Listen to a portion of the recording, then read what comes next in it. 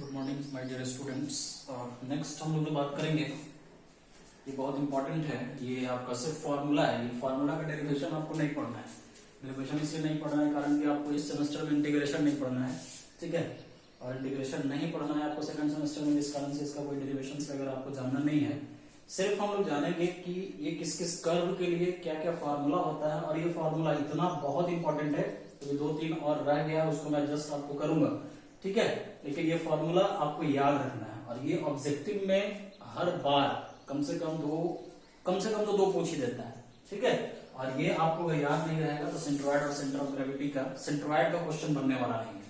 एकदम सीधी सी बात है कि ये जब तक आपको याद नहीं है सेंट्रोइड का एक भी सवाल आपसे नहीं बनेगा। ये दिमाग में सेट कर लीजिए।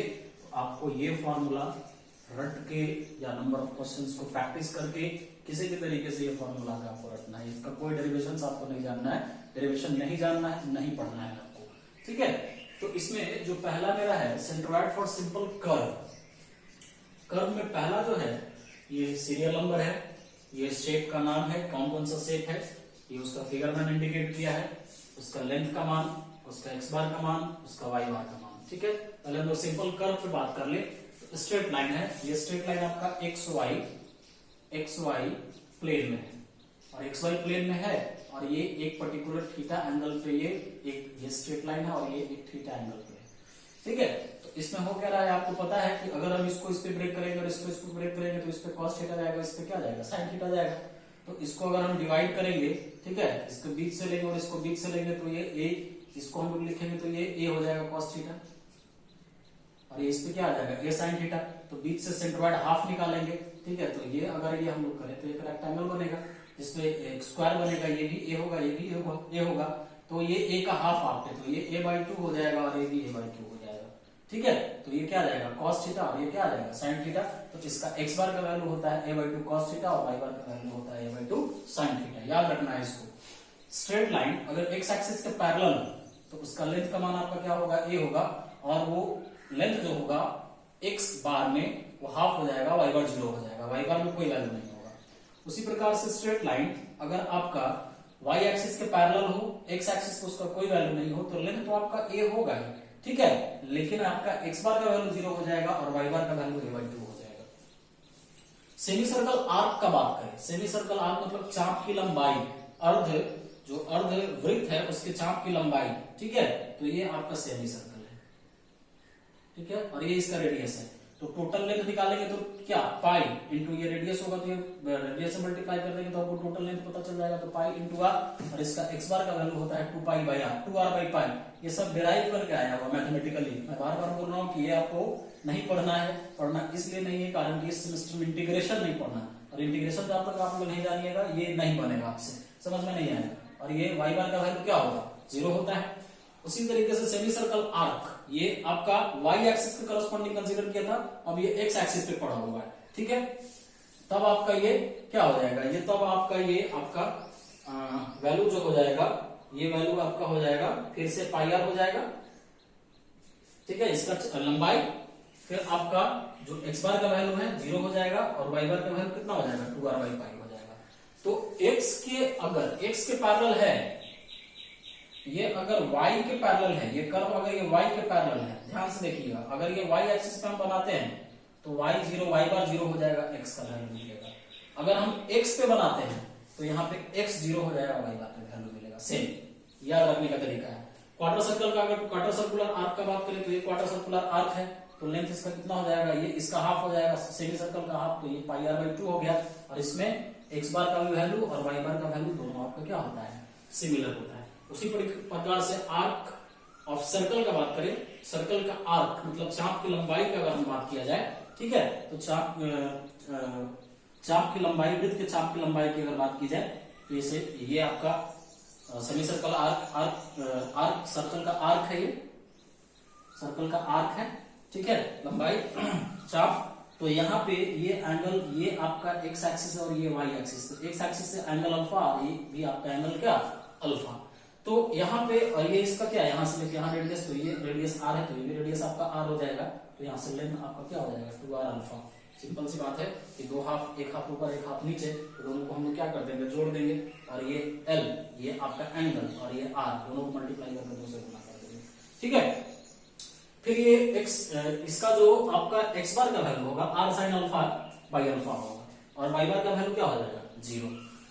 उसी प्रकार से फिर आपका centroid of regular geometrical shapes है, वो तो कर्व था, कर्व, अब ये शेप का बात करेंगे।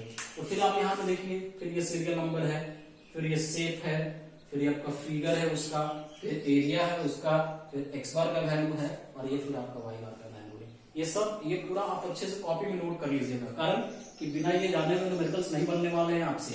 ठीक है, रेक्टेंगल का बात किया जाए तो ये रेक्टेंगल है, इसका बेस b, हाइट h, तो एरिया निकालोगे b इंटू h हो जाएगा, x बार का वैल्यू b बाई 2 और h बार, y बार का वैल्यू h बाई 2, मतलब यहाँ से अगर हम इसको खींचे, यहाँ से हम अगर इसको खींचे, तो यहाँ से लेके यहाँ ये x बार हो जाएगा, और यहाँ से लेके यहाँ ये क्या हो जाएगा, y बार हो जाएगा। तो यह b को हाफ में डिवाइड करेगा और h को हाफ में डिवाइड करेगा, और एरिया अगर निकालना हो तो b इंटू h, तो ये क्या हो जाएगा, b बाई 2, और ये y बार क्या हो जाएगा, h by 2। Right angle triangle का बात करें तो राइट एंगल ट्रायंगल में अगर ये y एक्सिस के साथ 90 डिग्री बनाता है, तो इसका एरिया आपका कितना हो जाएगा, 1/2 b इंटू h, और ये x बार का वैल्यू b बाई 3 और y बार का वैल्यू h बाई 3। ठीक है, ये अगर हम यहाँ से इसको कंसीडर करें कुछ इस तरीके से, तो इधर से इधर x बार और यहाँ से यहाँ क्या, y बार, तो x बार का वैल्यू आपका कितना हो जाएगा, b बाई 3, और y बार का वैल्यू आपका कितना हो जाएगा, h बाई 3। उसी प्रकार से राइट एंगल ट्रायंगल, अगर ये राइट एंगल ट्रायंगल ये इस एक्सिस के साथ, यहाँ पे देखो ये चेंज कर गया, ये इसी पे y एक्सिस पे बन रहा था, अब ये y एक्सिस पे नहीं है, ये y एक्सिस पे क्या है, पैरेलल आ गया।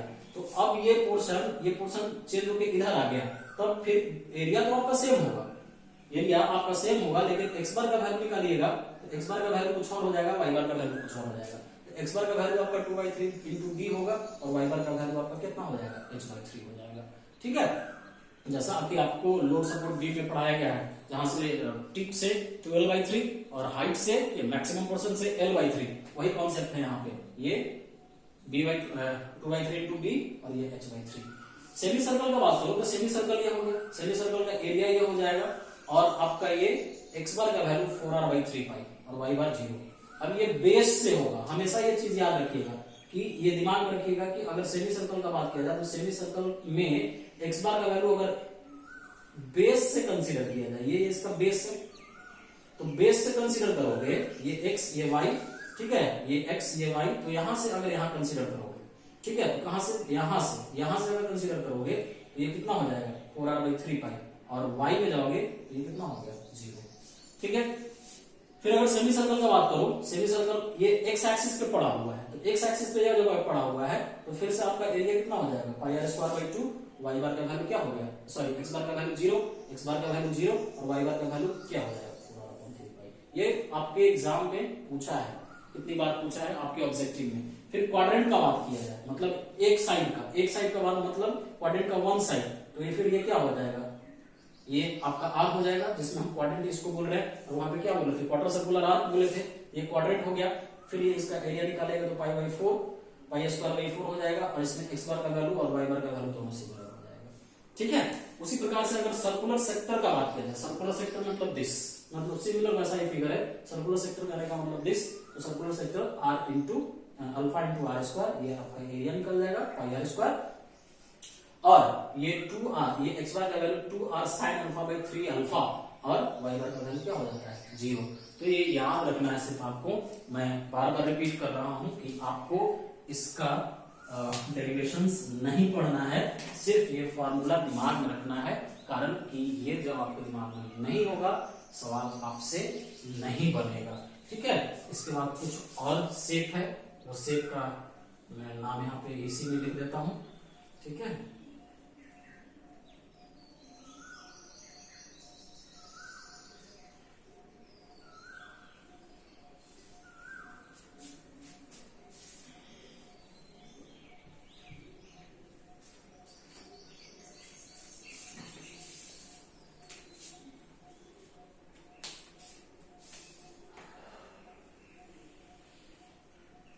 उसके बाद है आपका सेमी इलिप्टिकल आर्क एरिया, ये आर्क होगा, सेमी इलिप्टिकल इलिप्टिकल एरिया, ठीक है, सेमी इलिप्टिकल एरिया। तो सेमी इलिप्टिकल एरिया मींस ये फिगर आपका कुछ इस तरीके से बनेगा, ठीक है, ये गया, ये इसका बी है, ये इसका ए, तो ये हो जाएगा इसका area pi A P by 2, और ये x बार 0 और y बार का वैल्यू 4b बाई 3 पाई। याद रखना इसको फिर से। फिर आपका 9 नंबर में है, 9 नंबर में आ जाएगा पाराबोला। पाराबोला ये ऑब्जेक्टिव में बहुत पूछता है ये सब। ये इस तरीके से ये पाराबोला है, ये b है, ये h है, और ये पाराबोला का इक्वेशन y बराबर kx स्क्वायर, ठीक है। ये हो जाएगा पाराबोला का एरिया 1/3 b इंटू h, और ये हो जाएगा 3b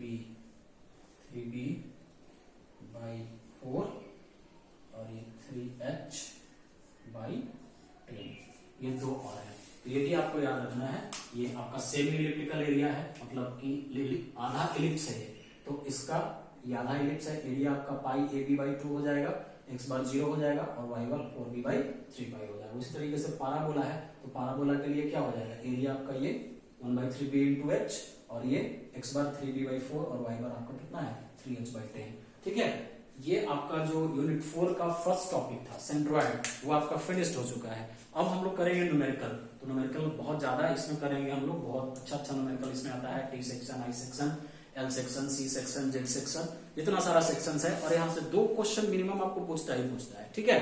तो अभी हम देखेंगे न्यूमेरिकल्स हम लोग इसमें कैसे करते हैं। इसको आप लोग अच्छे से कॉपी में, नोटबुक में साफ साफ से नोट कर लीजिएगा, और इसको याद करिए। मैं बार बार बोल रहा हूँ, याद करिए। याद करने का फायदा ये है कि यहाँ से ऑब्जेक्टिव, ये सेक्टर से, ये वाला एरिया से आपका ऑब्जेक्टिव मिनिमम 2 रहता है, और बाकी तो जो लॉन्ग टाइप का क्वेश्चन है, वो लॉन्ग टाइप का क्वेश्चन भी मिनिमम 2 रहता है, ठीक है। तो बहुत देखने में छोटा टॉपिक है ये, लेकिन यहाँ से सवाल बहुत ज्यादा पूछता है, ठीक है। Thank you.